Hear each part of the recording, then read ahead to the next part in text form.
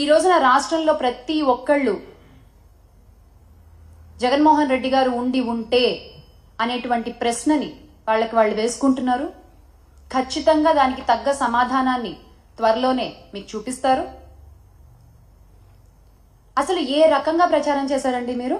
ఇంటింటికి తిరిగి ఎంతమంది పిల్లలు ఉంటే ప్రతి ఒక్కళ్ళకి నీకు 15,000, నీకు 15,000, నీకు 15,000, ఒకళ్ళుంటే 15,000, ఇద్దరుంటే 30,000, ముగ్గురుంటే 45,000, నలుగురుంటే 60,000 ఇలా చెప్పుకుంటూ పోయారు కదా. రామానాయుడు గారు అయితే, గౌరవ మంత్రి రామానాయుడు గారు అయితే ఆయన అసలు ప్రతి గ్రామానికి తిరిగి ప్రతి ఇంటికి తిరిగి ఏ విధంగా ప్రచారం చేశారో ఆయన చేసినటువంటి స్కిట్లు ఇప్పటికీ ప్రతి ఒక్కళ్ళ ఫోన్లలో ఆడియో రూపంలో వీడియో రూపంలో మనం వింటూనే ఉన్నాం. చాలా మంది రింగ్ టోన్లుగా కూడా పెట్టుకున్నారు మర్చిపోకుండా దాన్ని. కానీ మీరేమైనా చేస్తున్నారా? లేదు. ఒకసారి మనం రామానాయుడు గారు ఏ విధంగా ప్రచారం చేశారో చూద్దాం.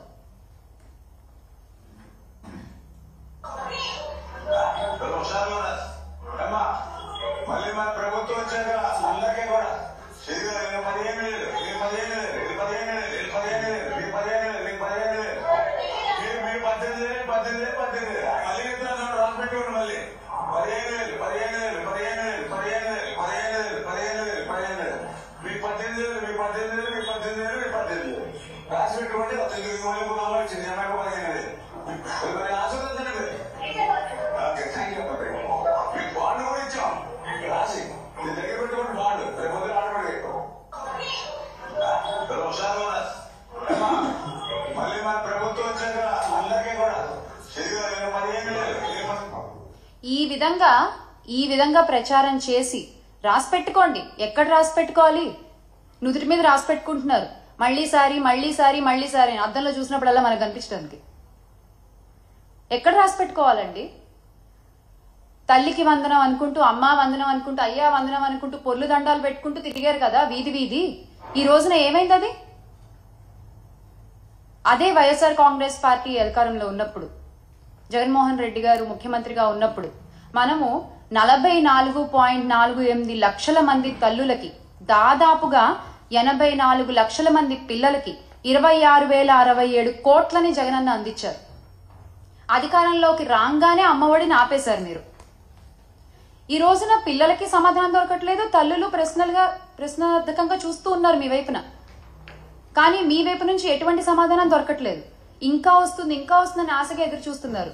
కానీ ఈ రోజున మీరు తేల్చి చెప్పేశారు క్యాబినెట్ లో, ఈ ఏడాది ఇవ్వబోము అని చెప్పి. అరే మీరు ఇలా హామీలు చెప్పేటప్పుడు మాత్రం ప్రజల మధ్యలోకి వచ్చి ఇంటి ముందరకు వచ్చి చెప్తారు మేము ఇస్తామని. మేము ఇవ్వమని మాత్రం 4 గోళ్ల మధ్య చెప్పేస్తారు.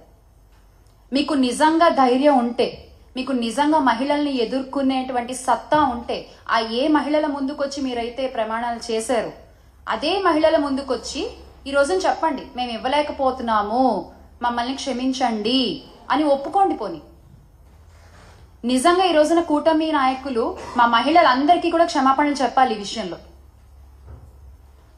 ఎందుకంటే చిన్న విషయం కాదండి ఇది. ప్రజల్ని నమ్మించి, మాటిచ్చి, మోసం చేసి, అధికారంలోకి వచ్చేసి ఏరు దాటాక తెప్ప తెగలేసినటువంటి చందాన్ ఉంది ఇది. కాసేపు మాటలు పక్కన పెట్టి లెక్కలు మాట్లాడుకుందాం మనం. ఎందుకంటే ఆడబిడ్డ నిధి అని మీరు చెప్పినటువంటి 18 ఏళ్ళు నిండిన ప్రతి మహిళకి నెలకి 1,500 అని చెప్పారు మీరు.